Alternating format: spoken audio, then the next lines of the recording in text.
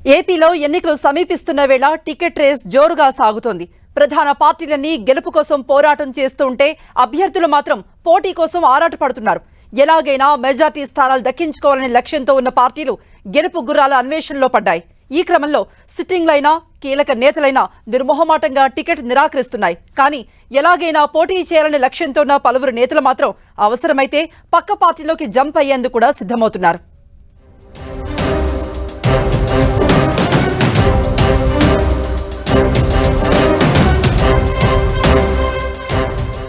ఆంధ్రప్రదేశ్ రాజకీయాలు రసవత్తరంగా మారాయి. గెలుపు గుర్రాలనే బరిలోకి దింపుతామని, విజయం మాత్రమే కొలమానమని చెబుతున్నాయి పార్టీల అధిష్టానాలు. సీనియారిటీని సైతం పక్కన పెట్టి గెలుపు అవకాశాలను మాత్రమే చూస్తున్నాయి అన్ని పార్టీలు.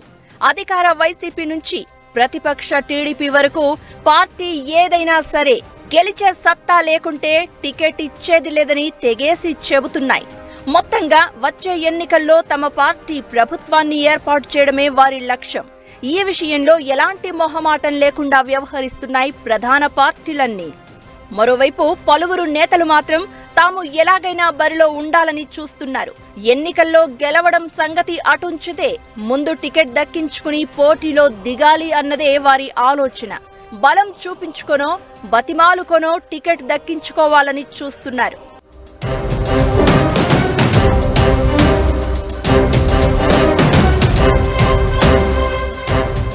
సొంత పార్టీలో కుదరకపోతే మరో పార్టీలోకి జంప్ అయ్యేందుకు కూడా వెనుకాడడం లేదు.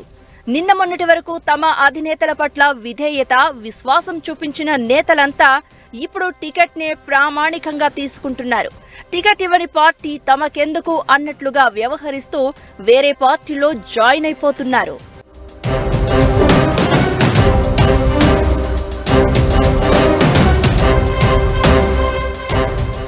ఇటీవలి కాలంలో ఏపీలోని ప్రధాన పార్టీల్లో పలువురు అభ్యర్థులు ఇటు నుంచి అటు, అటు నుంచి ఇటు మారిపోవడం సాధారణమైపోయింది.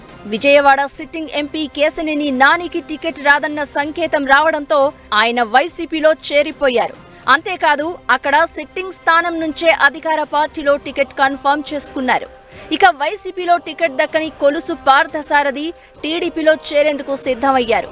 మంగళగిరి ఎమ్మెల్యే ఆళ్ల రామకృష్ణ సైతం టికెట్ రాకపోవడంతో వైసీపీ నుంచి కాంగ్రెస్ లో చేరనున్నట్లు ప్రకటించారు.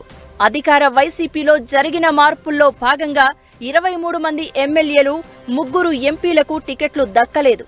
కర్నూలు ఎంపీ సంజీవ్ కుమార్ టికెట్ రాకపోవడంతో వైసీపీకి రాజీనామా చేసి వేరే పార్టీలో ట్రయల్స్ వేస్తున్నారు. మరో ఎంపీ బాలశౌరి సైతం జనసేనలో చేరేందుకు ప్రణాళిక సిద్ధం చేసుకున్నట్లు సమాచారం. కాపు రామచంద్రారెడ్డి, ఎలిజా వంటి నేతలు కూడా ఇతర పార్టీల నేతలతో సంప్రదింపులు జరుపుతున్నట్లు తెలుస్తోంది.